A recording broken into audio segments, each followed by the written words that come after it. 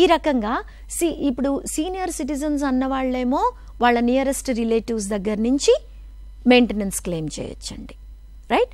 Parents ఏమో minor కాకుండా వాళ్ళ ఆడపిల్లలు కానీ మగపిల్లలు. ఇప్పుడు మీరు ఇంకొక క్వశ్చన్ ఏంటంటే మగపిల్లలు మాత్రమే పోషించాలా? అంతే కదా, ఆస్తిలో వాటా అమ్మాయిలకు కూడా కావాలని చెప్పేసి ముందుకొచ్చి అడిగినప్పుడు ఎందుకు బాధ్యత తీసుకోరని చెప్పి అబ్బాయిలు కూడా అడుగుతున్న సంఘటనలు మనం చాలా చూస్తున్నాం. కరెక్ట్, అండ్ తీసుకోవాలి కూడా. ఇప్పుడు మనం ఎట్లయితే హక్కులలో మనం వాటా అడుగుతున్నామో బాధ్యతల్లో కూడా వాటా.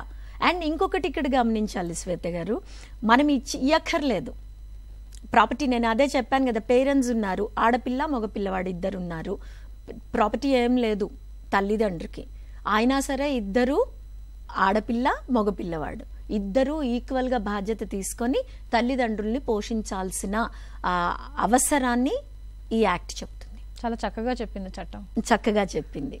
చూడండి, ఇంతకుముందు ఏంటి అని అంటే మీరు చూసే ఉంటారు, ఇవాళ రేపు ప్రాపర్టీ తీసుకొని కూడా ప్రాపర్టీ తీసుకోవటానికి ముందుకు వస్తారు ఆడపిల్లలు, తల్లిదండ్రులు తీసుకోవటానికి వచ్చే వరకు మగపిల్లలు ఉన్నారు కదా, మగపిల్లలదే బాధ్యత.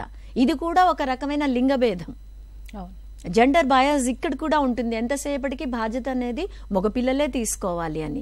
కాబట్టి ఇప్పుడు చట్టాలు ఏం చెప్తున్నాయి, ఈవెన్ మీకు యాన్సెస్ట్రల్ ప్రాపర్టీ ఇన్హెరిట్ చేసిన తాత ముత్తాతల నుంచి ప్రాపర్టీలో కూడా ఆడపిల్లలకు కూడా ఇప్పుడు ఈక్వల్ రైట్స్ ఉన్నాయి మగపిల్లలతో పాటు.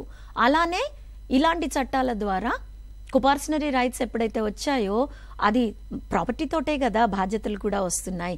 నా ప్రాపర్టీ నీ దగ్గర ఉంది కాబట్టి నువ్వు నన్ను పోషించాల్సిన బాధ్యత.